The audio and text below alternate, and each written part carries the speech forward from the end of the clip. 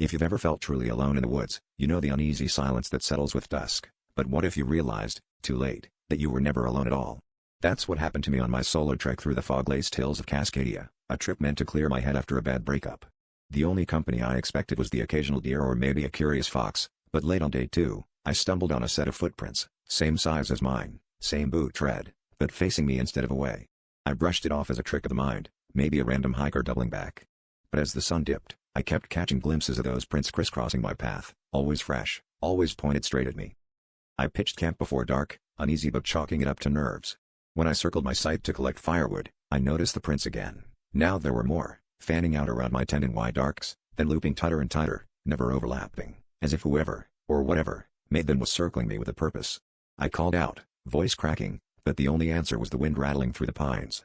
My phone had no signal, and the rational part of me insisted it had to be some weird animal track, maybe even my own steps from earlier. But deep down, I knew better. As night pressed in and my fire sputtered, the sense of being watched became unbearable. Shadows flickered just beyond the firelight, and for a split second, I swore I saw something dart between the trees, a shape, too quick and too smooth, moving with my exact gait. Every time I closed my eyes, I'd hear gentle crunches of leaves, perfectly matched to my own heartbeat.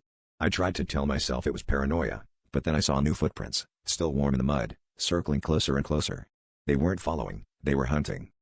Right before dawn, I snapped awake to silence so complete it rang in my ears. My camp was untouched, but the ground was a maze of prints, my prints, but impossibly precise, as if something had steadied me until it could become me. I packed up and fled, never daring to look back, but sometimes, in quiet places, I still hear those phantom footsteps echoing, always just behind, waiting for the sun to slip away. If you ever find your own footprints facing you in the wild, don't ignore them, run, and pray you're not too late to escape yourself.